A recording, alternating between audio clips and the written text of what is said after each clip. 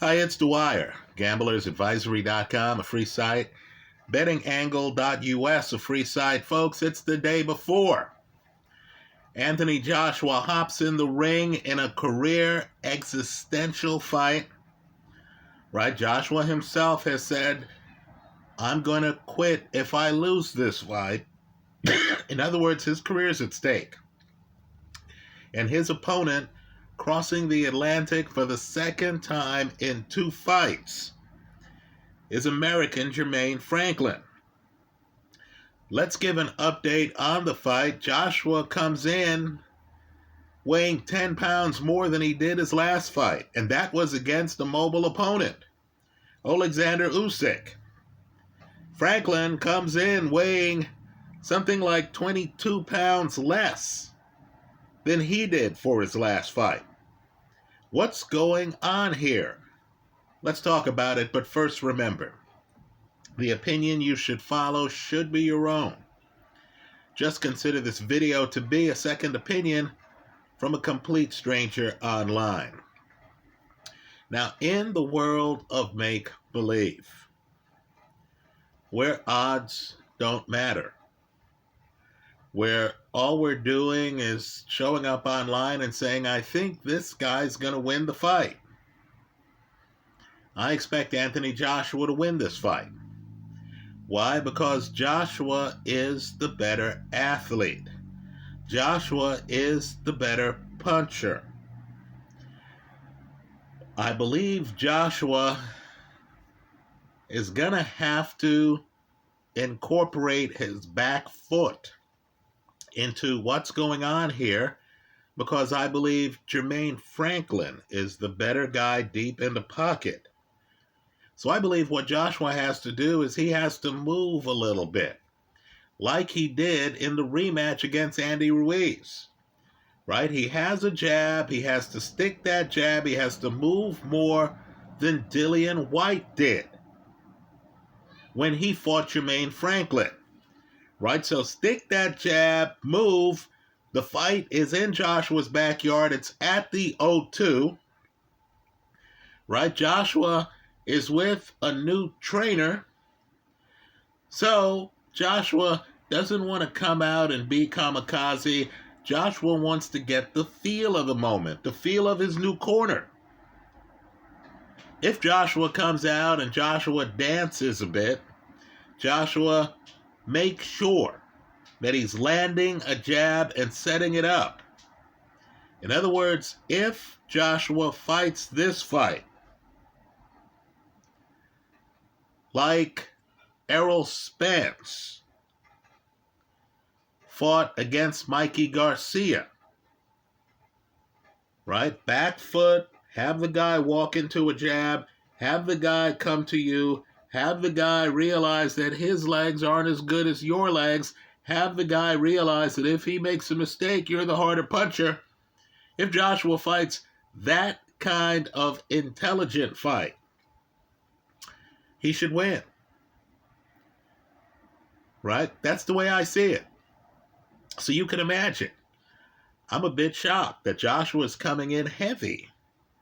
I thought, wow, if you're going to move a little bit, why would you come in 10 pounds heavier than you did against Usyk?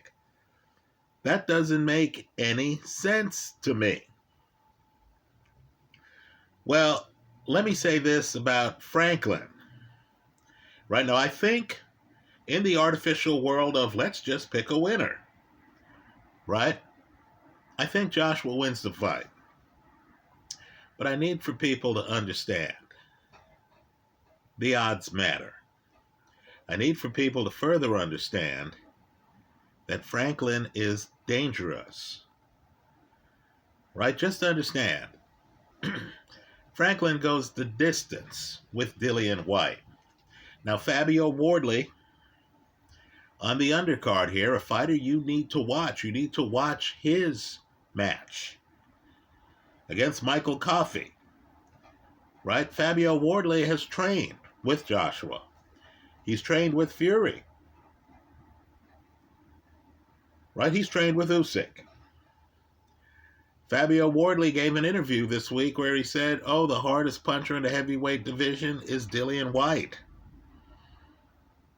Right? Dillian Whyte's left hook startled Fabio Wardley. Understand, Wardley's trained with, again, in my opinion, the heir apparent, a guy I think beats both of these guys, Filip Bergovic.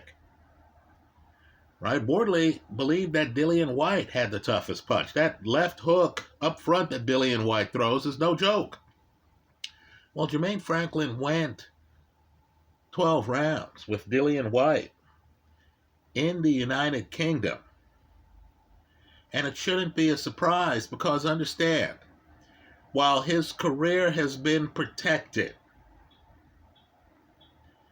right, while he's had a lot of Rydell Bookers on his resume, right, guys who are older, who, aren't in their primes. Understand that Jermaine Franklin did fight and beat Jerry Forrest, right? Understand Jermaine Franklin has a history. He won the silver medal and the 2013 Golden Gloves in the United States, and that's a big tournament. Then he followed that up in 2014 by winning the gold medal at the Golden Gloves. Right? This is a guy who showed incredible promise early on. Understand, promoters fight over young prospects who are doing things like winning Golden Gloves. Right? So this guy was promising, then got fed a steady diet of beatable opponents. Right? Jerry Forrest, for those who don't know, had Zhang Zhili in trouble. Zhang Zhili was trying to hold on to Jerry Forrest at the end of that fight. Forrest, of course, went the distance with Zhili. Right? Forrest got off the canvas 3 times early in that fight to go the distance with Zhili. Just understand, Jermaine Franklin beat him. Franklin knows what he's doing deep in the pocket. He can counter with the best of them. While his head seems to be leaning over the pocket, you notice that it's a bit of an illusion because when you throw, Franklin's able to duck his head, block shots, and then counter you quickly. Right? He's dangerous in the pocket. Let's just break this down. The point I'm making to you here is that while Joshua has the vastly better resume, while Joshua has been in the ring with Vladimir Klitschko, with Joseph Parker, right, both of whom have been heavyweight champion, right, with Alexander Usyk, who took the title from him, with Dillian Whyte, right, just understand, Franklin doesn't have that level of experience. Right? But what I want people to focus on here is the betting line. There's some bets that you have to take, even though in your heart you feel that the other guy is going to win the fight. Folks, boxing is highly competitive. Highly competitive. Underdogs win fights. Wasn't Usyk an underdog against Joshua 2 fights ago? Right? Joshua, by the way, is on his 3rd trainer. And look, I know he's hiring superstar trainers. He has Errol Spence's trainer here. Right? I think he's going to fight more of a Jermell Charlo style, where he's outside, he's using athleticism, then he comes in with power shots. Right? I believe that's what Joshua's going to do more than an Errol Spence style, where Spence is crashing the pocket. Spence is trying to impose his size on you. Spence wants to knock you down. He wants to knock you out. He wants to say man down at the end of the fight. Right? I believe Joshua, one of the most blessed punchers I've seen. right? He's blessed in both hands. I believe Joshua is going to highlight his boxing ability this fight, right? More than just brute strength. You don't hire a superstar trainer thinking you're just going to run across the ring and start trading with a guy who is very good in those situations. But here's what I don't understand. And if you're in a casino, you might not understand it either. Joshua is on his third trainer in his last 3 fights. Right? Joshua is coming off 2 losses. At the end of his last fight, Joshua had a mental breakdown. Grabs the mic. Starts comparing himself to some of the great heavyweights in history. Hey, player, slow your roll. Right? Slow the roll. Right? Even if we thought you belong in a conversation with some of the greats in history, that's for the fans to decide. That's not for you to grab a mic after you've lost a fight to start talking about with the crowd while the winner is there waiting for his opportunity to celebrate his victory. To have the mic himself to connect with his fans, right? His fans who have come to the fight from a war-torn country. So I believe fans need to realize boxing is stressful. To put it diplomatically, Anthony Joshua is feeling the stress. Let me say this too. You have a whole group of fighters. Azuma Nelson was one of them that didn't want to fight at home.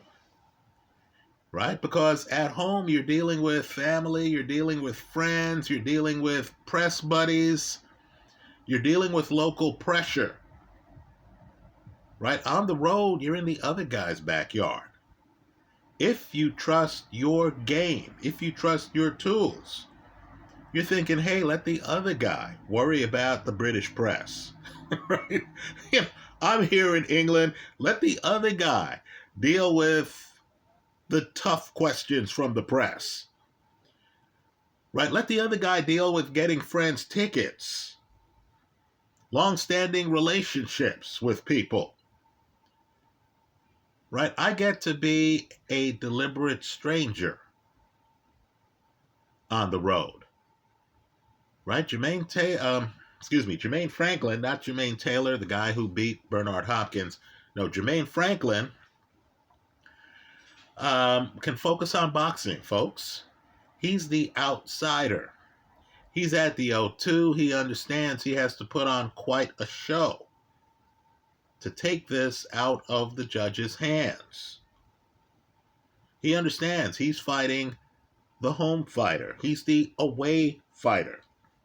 Now for Anthony Joshua, could you imagine the pressure? You have Eddie Hearn, for crying out loud, saying, wow, this really is a fight AJ must win. You have AJ saying, hey, if I don't win this fight, I quit. Now how? In a fight between 2 world-class opponents, right? Both of these guys deserve to be ranked. In a fight like this, how is it that I am getting greater than 7-1 odds on Jermaine Franklin? Folks, that's ridiculous. Joshua's coming off 2 losses. It's not like Franklin showed up at the weigh-in smoking cigarettes looking out of shape. No, look at the weigh-in. He shows up, he's in shape. The guy is hungry. So, when I first started talking about this fight, I thought, okay, what's Franklin going to be? 2-1 underdog? Maybe a 3-1 underdog. And understand, Franklin at 3-1 is compelling value. at a plus 740, 7.4 to 1. In my opinion, he's the betting side of the play in a fight that I think Joshua's going to win. Now, here's where we get controversial. And I don't consider speculating on Franklin at a plus 740 to be controversial. I agree, Joshua should be favored, but not like this. Is there any other contender out there who you think Joshua would deserve these odds against? Right? Luis Ortiz, Andy Ruiz, go down the line. Zhang Zhili, Philly Bergovic. Folks, this line's ridiculous. For a fighter with his third trainer in 3 fights, coming off 2 losses, who just had a mental breakdown publicly. Who knows what's happening privately? Right? In the pocket, believe it or not, while Joshua has the punching power advantage, I don't question that, he doesn't have the craftsmanship in the pocket that Jermaine Franklin has. Right? Joshua's advantage is going to require him to move around the ring, stick a jab, show us he's the athlete we think he is. Right now, let me just say this. Because of his trainer, Derek James, right? Superstar trainer who has expectations. Right? Understand, Derek James's guys are closers. If you're watching an Errol Spence fight and Errol Spence has a guy in trouble, like Joshua had Kubrat Pulev, you don't hear Derek James saying, hey, Spence, coast. Take some runs off. Let this guy off the hook here. Let's get in some rounds. That's not the Derek James mindset. Derek James has Errol Spence closing the show. Right? Jamel Charlo, he gets in there. Derek James has Jamel Charlo closing the show. Now, don't get me wrong. I know there's a Sean Porter in there. I know there's a Brian Castano, the first fight in there, that make it the distance. Okay, sure. These guys have guys who slip through and go the distance. Unless your name's Arthur Beterbiev, everyone has guys who slip through. But understand, a guy with Joshua's punching power, Joshua's history, who hits guys and they're in serious trouble. Right? I believe gone are the days of Kubrat Pulev. Right? At one point, he's so badly hurt, he turns his back to Joshua. That's how badly hurt he is. Gone are the days of that guy getting off the hook and then being able to actually hang several more rounds. Those days are over, folks. Because of Derek James and Joshua's corner, I like the under 7.5 rounds. In other words, I think Joshua, with the extra weight, with the trainer who emphasizes closing, right? I'm expecting Joshua, if he gets Franklin hurt, and understand, Franklin doesn't hide in the ring. Franklin knows his meat and potatoes is in the pocket. Franklin is that rare fighter who wants to trade with Anthony Joshua. You're not going to see Franklin turning his back to Joshua or up on his toes trying to show you some back foot or having a lot of negative energy. No, that's not his game. He's here to trade with Anthony Joshua. So, I'm expecting Joshua, like Jamel Charlo. And let's remember, Erickson Lubin does not make it out of the first round. Jason Rosario starts to feel Jamel Charlo's power, could not handle Charlo body shots.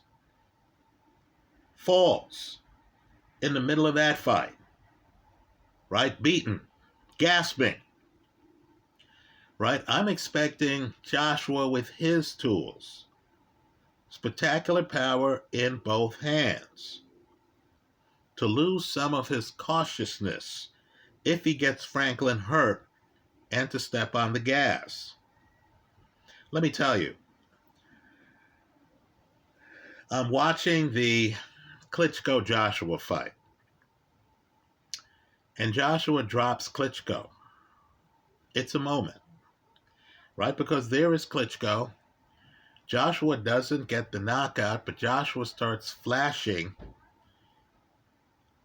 a left hook that I would say is at least as good as the Dillian Whyte left hook that Fabio Wardley has commented on. Right? The thing with Joshua is you notice in those moments that Joshua actually has some devastating tools. But this is a cautious fighter. He's not naturally aggressive like Errol Spence or George Foreman or Nigel Benn, right? If you're in the corner of those guys, you really don't have to say to Errol Spence, hey, Errol, be aggressive, right? No, he's in there being aggressive, even when he's dealing with a faster-handed guy like Kell Brook. With Anthony Joshua, you need to say, player, be aggressive, right? You've hurt the guy. Finish the guy. I believe because of the pressure on AJ, because AJ needs a statement win, because quite frankly, it's been some time. Because tickets were slow in selling when this first Jermaine Franklin AJ fight was announced, when they first went on sale. I believe AJ's going to try to make a statement. Now, he knows Jermaine Franklin is a master in the pocket, and he is, folks. Right? As you see him, you're going to see his head out there. You're going to say, oh, come on, take him out. Then you're going to notice this is the vet who, as you're throwing the punch, is leaning that head. Suddenly, you'll start to notice his hands. He has his hands up. You'll notice he's rolling with the punch, taking the sting out of it. You'll notice that he's countering you. It's a sequence where he blocks your shot as he's throwing his own. Jermaine Franklin is complicated in the pocket. But there's going to be a moment in this fight, I believe, where AJ lands a big shot, where you're going to notice some wiggle in Jermaine Franklin that you didn't notice in the Dillian Whyte fight. Right? AJ is one of the hardest punchers in the heavyweight division. Blessed puncher. If he weren't a heavyweight, I would call him one of the hardest punchers pound for pound in the sport. I believe AJ is going to land that big shot. Let's remember, Andy Ruiz has a great chin.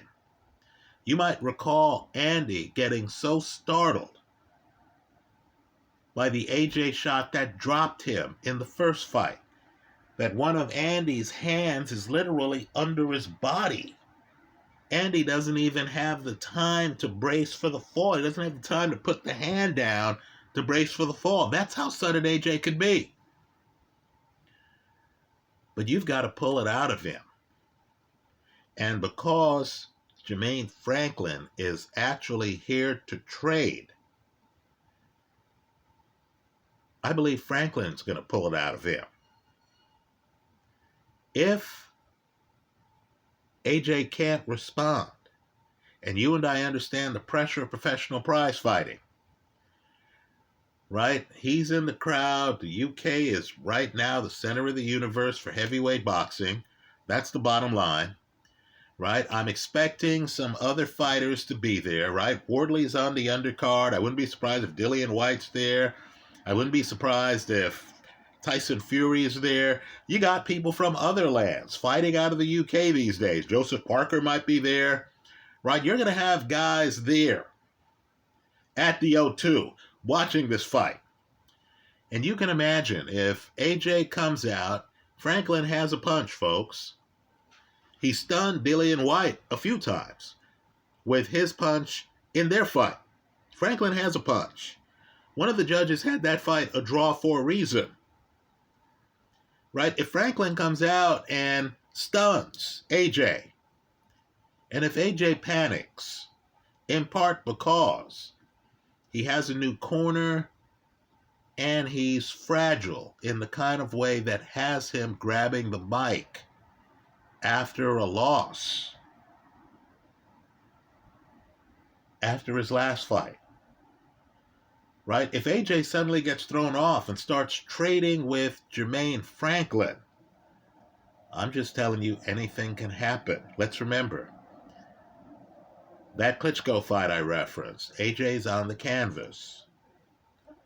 That Andy Ruiz fight I referenced, AJ's on the canvas multiple times. You might recall AJ, at one point, the referee, and I thought this was telling, says to him, "Walk to me." And let's just say AJ looked lethargic. This was a guy defending his heavyweight championship.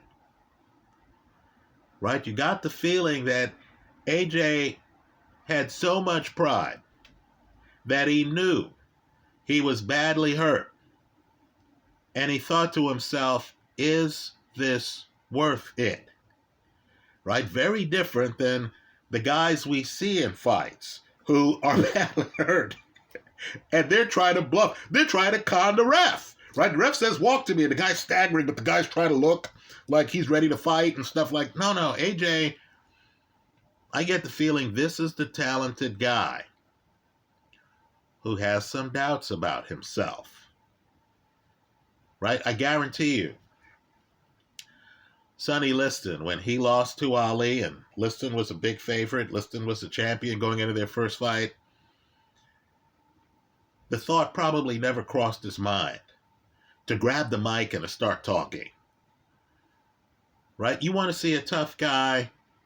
Look at Usyk, who's getting dodged now. Let's be clear here. I'm going to give Tyson Fury hell until he fights Alexander Usyk.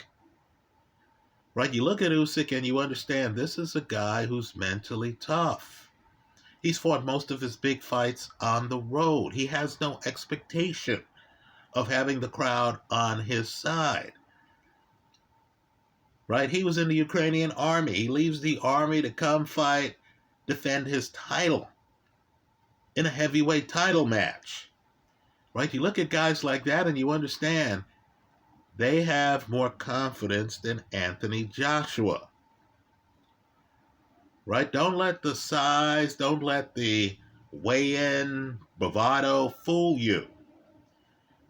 Right? So, what I found with fighters like this, maybe he's found the right guy with Derek James.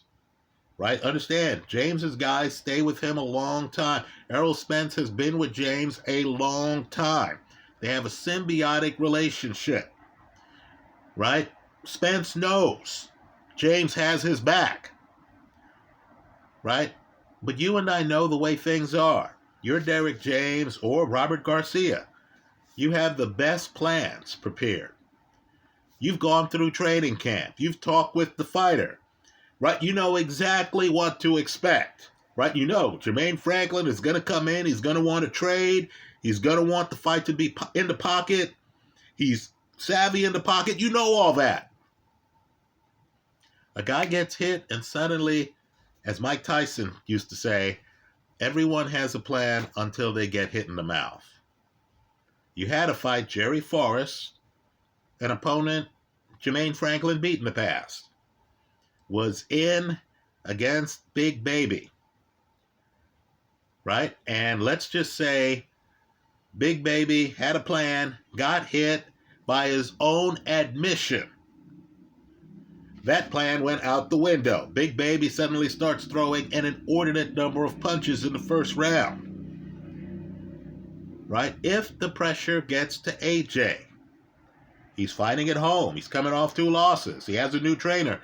If the pressure gets to AJ And suddenly he finds himself trading with Jermaine Franklin. I'm just telling you, he tried that with Andy Ruiz. It did not work out that first fight. If AJ decides to stay in the pocket and trade with Jermaine Franklin, just understand that's Jermaine Franklin's game. It almost cost Dillian White. I'm taking the plus 740. I'll be the casino's Huckleberry, but I'll take the under 7.5 rounds. So if, as a hedge, right, I believe you're getting slightly less than even money on that. But I need for you to understand the risk involved. If this fight in AJ's backyard makes it past the halfway point of the 8th round, right, 7 full rounds, then half a round. If it makes it past the halfway point of the 8th round, and if AJ wins the fight in his backyard, you lose it all. I'll take that risk for a taste of the plus 740. Again, Jermaine Franklin, silver in the Golden Gloves competition in the United States in 2013, gold in 2014. Right? Guys like this don't look too hard at the resume. Right? The record is against mostly uninspired opponents. You saw the real Jermaine Franklin when he went the distance. Something Povetkin wasn't able to do in the rematch. He goes the distance against Dillian White. Now he's back over in the UK with a shot to completely disrupt the heavyweight division with a match against Anthony Joshua. Finally, let me just say this. You know, the people in the UK, I need for folks to understand that when we talk about world champions, we're talking about the whole world. Right? I simply can't believe. I don't know what's going on, but I can't believe that Joshua didn't fight Deontay Wilder when both of them had shares of the title. That's not the example to follow Tyson Fury. Now Tyson Fury won't fight Alexander Usyk. Worse yet, they're slapping all of us in the face. I'm supposed to now get excited about the possibility of Fury fighting Joshua if Joshua wins this fight. You got to be kidding me. Hey, we want a world champion, not a king of England. Right? I understand these guys, same country and stuff like that. You know what? That's a fight you look at after you've unified the title. When the guy with the other belts is willing to fight you and is willing to take 30%, make that deal happen. Right? Quite frankly, you should feel embarrassed for offering another craftsman as little as 30% for a unification match. That's ridiculous as it is. But to now say that you want to fight Anthony Joshua instead of Usyk, come on. They might as well call that fight the Pond, because both of those guys will have ducked, arguably, their best competition. That's how I see it. Let me hear from you. I hope you leave your comments in the comment section of this video. Yes, I'm taking Franklin. Why? Because by the time the casino says, we're offering you 7 to 1, I'm like, okay, hey, it's okay. No need to twist my arm. No need to twist my arm. I'm getting a greater than 7 to 1 on a world-class heavyweight. Sign me up. I will hedge it with the under, right? Let me say this too. If the fight goes over, and if Joshua hasn't gotten some knockdowns, oh, he's in trouble, folks. Because I'm just telling you, Jermaine Franklin is going to be on his front foot. That's how I see it. Let me hear from you. Thanks for stopping by.